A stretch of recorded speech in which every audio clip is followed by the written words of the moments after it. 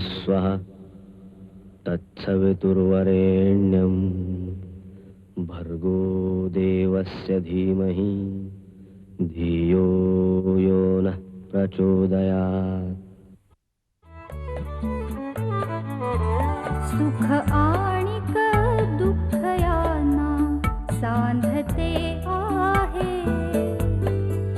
जीवनाशी ती कधीची भांडते आहे।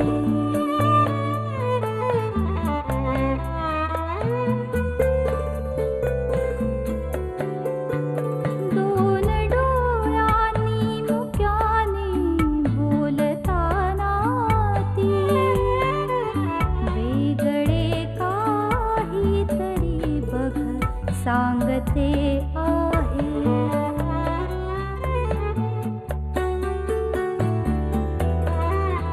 जीवनाचे एक गाणे गात जाताना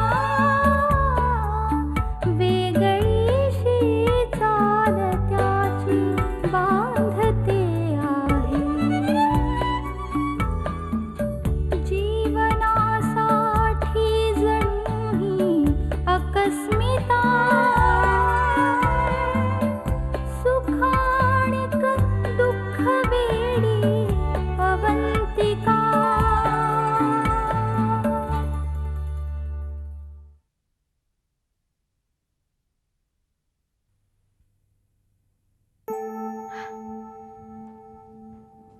बाबा मी खरंच जाऊ ना? अगं हे काय विचारणं झालं का? ऍक्च्युली मला इथेच राहायचं होतं, पण अगं नवऱ्याचं घर तेच तुझं घर आणि त्याची तीच इच्छा आहे ना. सलीला किती एकटं वाटत असेल तिथे. आणि हे बघ जास्त दगदग करू नकोस, एखादी बाई ठेव कामाला. आणि हो, तुला सलीलला काही लागलं तर निसंकोचपणे सांगायचं. मला काही लागलं ना तरी मी माझ्या आईकडे नाही, मी इथेच फोन करेन. दे बॅग दे. दिव्या, येते आई. चला.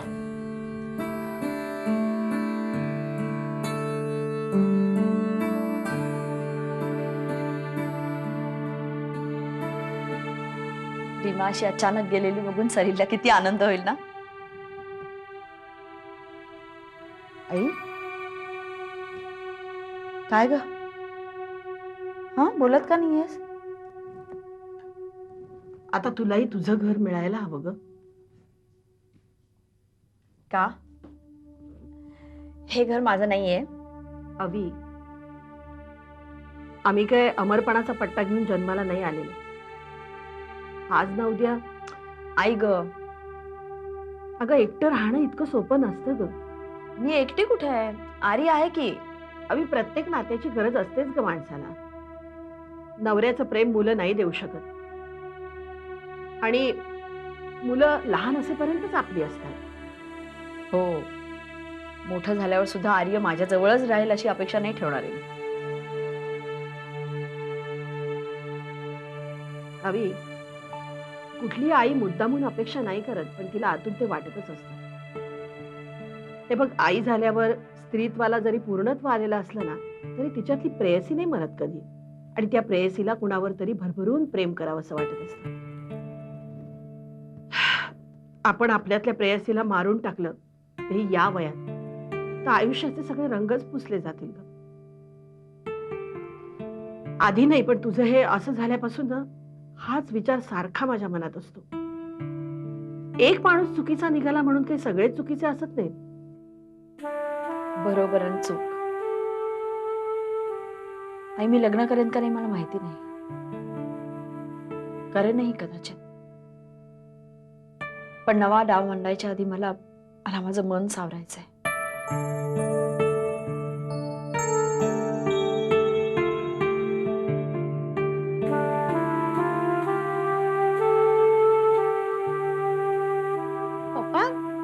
Try to understand. मी टाळत नाहीये तुम्हाला. अहो पप्पा, पण मी आणि अभि तर घरात असायला पाहिजे ना. मी येते 7:30 आणि अभिला तर खूपच उशीर होतो. पप्पा प्रॉमिस, मी सॅटर्डेला कन्नूला घेऊन नक्की तुमच्याकडे येते. ओके? That's better. अच्छा पप्पा, वेळेवरती झोपायचं, औषधं सगळी व्यवस्थित घ्यायची. ओके ठेवू मी. You take care. Yeah bye. पप्पा अरे कसे आहेत? बरे. काय म्हणतायत? हट्ट करतो ते लहान मुलासारखं. मला तुझ्या घरी यायचंय, मला तुझ्या घरी यायचंय. मग येऊ दे ना, कधी येत आहेत? अभि येऊ दे काय? पप्पा जर का इथे आले आणि त्यांनी बघितलं की आपण कसं राहतोय तर वाईट वाटेल त्यांना. आणि तुला? माझं काय, जिथे तू तिथे मी. नक्की? मग त्यांना का टाळतेस ऍश? येऊ दे ना त्यांना. अभि ट्राय टू अंडरस्टँड. त्यांनी जर का बघितलं की आपण अशा एवढ्याशा घरात राहतोय तर लगेच बॅग्स पॅक करायला सांगतील. ऍश, तुझा माझ्यावर विश्वास आहे ना? मी खरंच प्रयत्न करतोय का ऍश? आणि बघ, थोड्या दिवसात नक्की काहीतरी होईल. पण तरी जर का तू इथे कम्फर्टेबल नसशील तर तू कनूला घेऊन जा त्यांच्या घरी. अभि हे तू बोलतोयस? पप्पांच्या घरी जाऊन राहणं हा आपला शेवटचा पर्याय असं ठरलं होतं ना आपलं. तरी सुद्धा अभि हे असं मजेत सुद्धा बोलू नकोस कधी. मला नाही आवडत. तसं नाही ऍश. अगं काही नाही. तू तू बूट वगैरे काढ, फ्रेश हो, मी चहा आणते. And never say that again.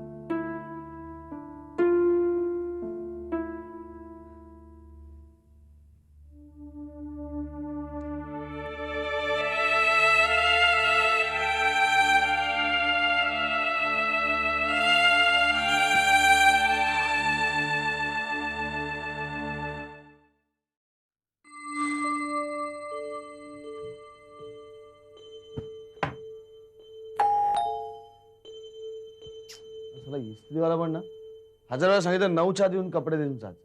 आला आज पण उशीर. युजलेस.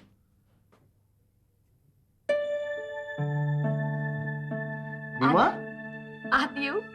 अगं येऊ काय? मी काय विचारायचंय. आणि तू एवढ्या सकाळी सकाळी कशी काय? आय मीन निघताना किंवा इकडे येताना एक फोन तर करायचा मला. तुझी परमिशन घ्यायला हवी होती. परमिशन नाही गरिमा, पण चुकून मी बाहेर गेलो असतो तर. चल माझं एक काम करशील? हुकुम मेरे आत. त्या बॅग्स आहेत त्या आत आणतोस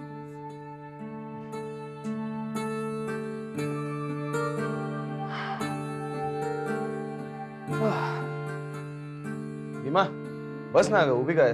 बस बस. आणि हे काय? हे सामान कोणाचं आहे? हा? अरे आता इथेच राहायचं म्हटल्यावर थोडं सामान वाढणारच ना. काय? तू खरं सांगतेस? तू इथे आलेच राहिला?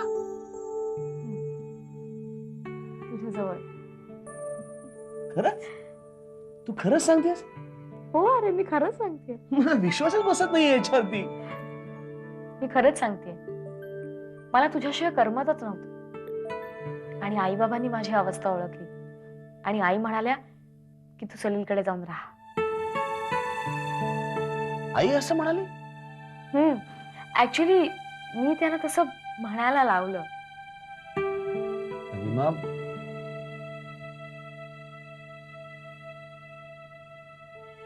पण तुझी आई काय म्हणेल?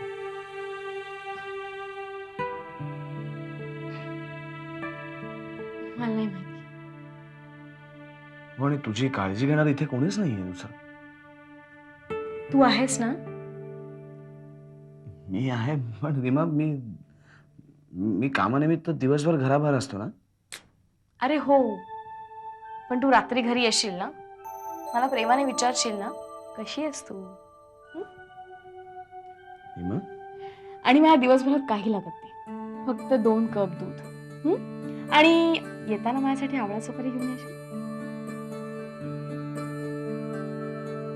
पण तुझी आई तुला इथे न्यायला आली बरोबर तर काय? तर तिला सांग की मी माझ्या रीमाला माझ्याकडनं दूध पाठवणार नाही. ओके? चली, मी खरंच राहू नये इथे.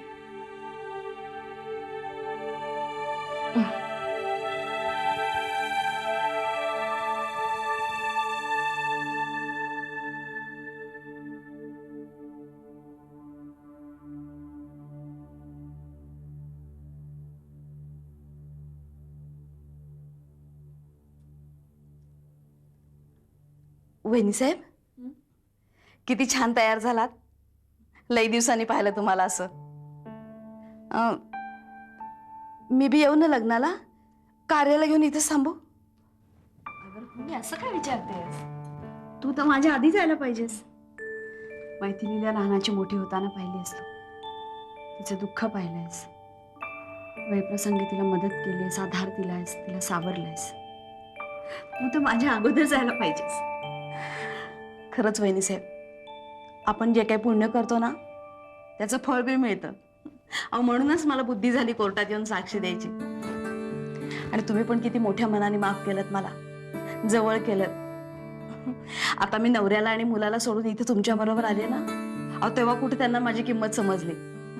आता सारखे सांगावे येतात. वहिनीसाहेब, आपण लग्नासारख्या शुभ कार्याला निघालोत म्हणून बोलायचं नाही इतकंच, पण एक गोष्ट सारखी मनात येते. देहाने आणि मनाने एकत्र आलेली ही माणसं लग्नानंतर अशी किती दिवस एकत्र राहतात?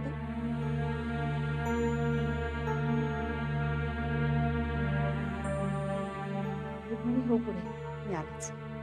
वय लवकर या.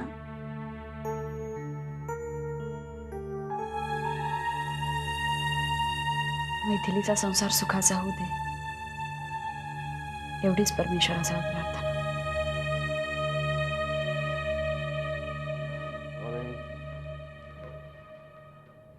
अरे हे काय मोनिशा, काल तू कॉलेजमध्ये दिसली नाहीस? हो, मला थोडं बरं नव्हतं. आणि काय पट्टी कसली?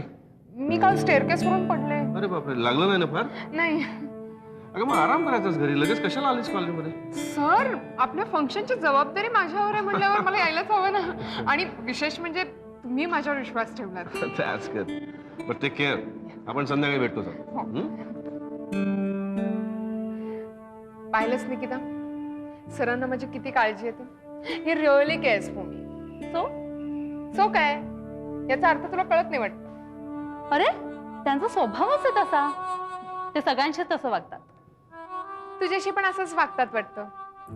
मागे तुझी तब्येत बरी नव्हती तर विचारले का शब्दाने? I know he has a special place for me in his heart. Oh my God, या मुलीचं मी काय करू आता? काही करू नकोस. चल आपण कॅन्टीनला जाऊन डोसा खाऊ.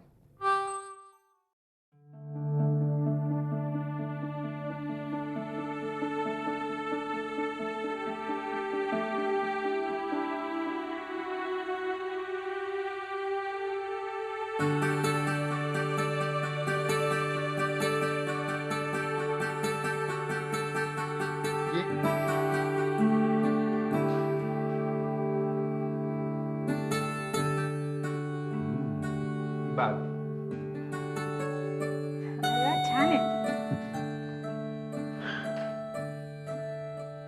कसं वाटलं घर? झकास.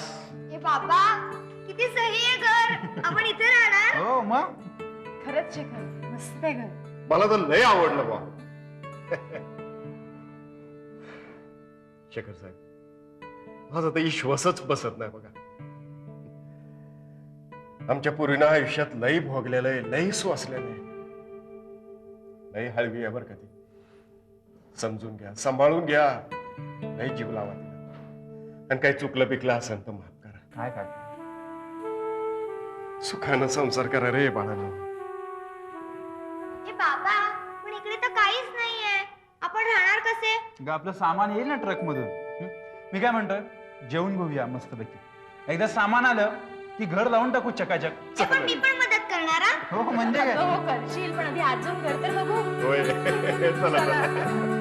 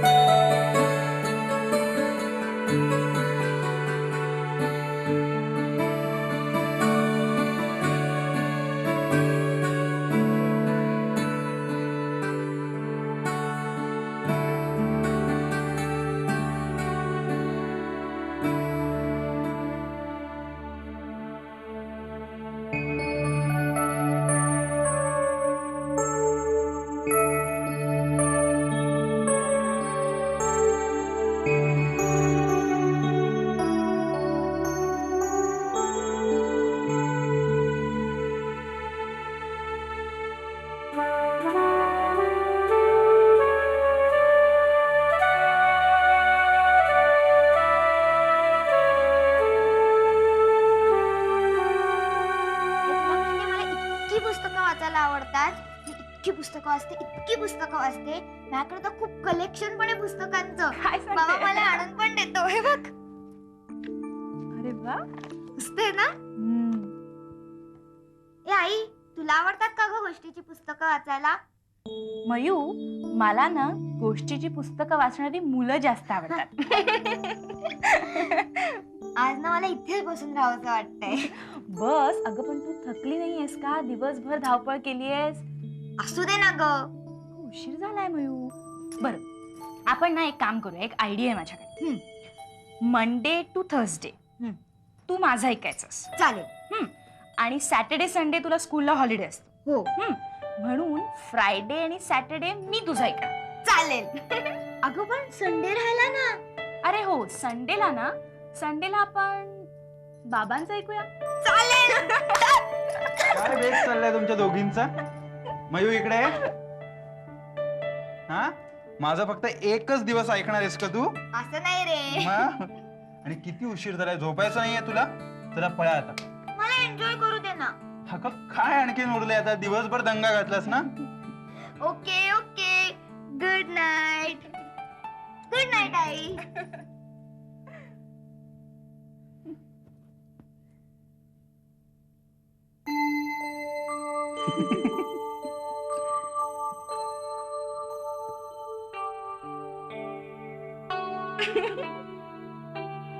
असं काय होतंय आज काही कळत नाहीये. असं म्हणजे? हे असं म्हणजे हे असं उगाचच हसायला येतंय.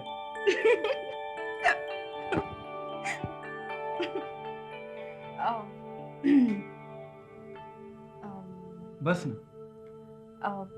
शेखर, मी ते दूध फ्रीज मध्ये दूध ठेवलंय. मी ठेवलं. मी पाणी घेऊन येते. हे चालेल?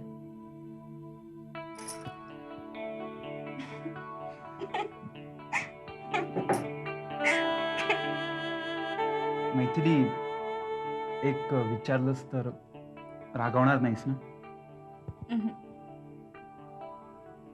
हे बघ, खरं तर माझीच चूक आहे. मी तुला आधी विचारायला हवं होतं, पण तशी वेळ कधी आली नाही. बोला ना. म्हणजे तू कुठलाही गैरसमज करून घेऊ नको, पण हे महत्वाचं आहे म्हणून. शेखर प्लीज बोला ना तुम्ही. हे बघ मैथिली, खरं सांग प्लीज. लपवाछपवी नको. शेखर, मी काहीही लपवणार नाही. मैथिली, तू झोपताना घोरत नाहीस ना? शेखर, काय आहे? मी किती घाबरले. आपण ना एक काम करूया. मी झोपते आणि घोरते की नाही तुम्ही बघत बसा. काहीतरी.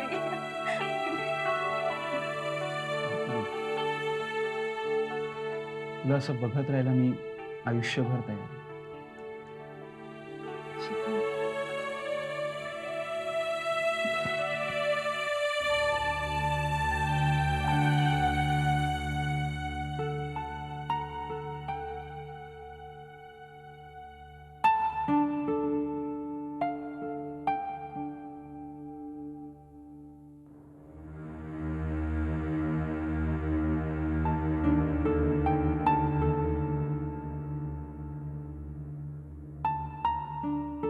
मैथिलीचं लग्न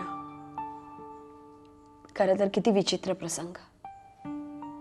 एका परीनं माझ्या सवतीचंच लग्न आणि त्या लग्नाला अशी जरीची साडी नेसून तयार होऊन गेले होते मी. मैथिलीचं आयुष्य मार्गी लागलं याचा आनंद खचितच होता, पण त्याचबरोबर एक हुरहुर लावणारी विचित्र जाणीव होती. माझं लग्न झालं तेव्हा सनईच्या कोड आवाजात मला मैथिलीचे हुंदके ऐकूच आले नव्हते. आणि आज मैथिलीचं लग्न लागलं तेव्हा माझे भरून येणारे डोळे लपवत मी फिरत होते. लग्नासारख्या जरतारी वस्त्राला नेहमी अश्रूंचा डाग असलाच पाहिजे का?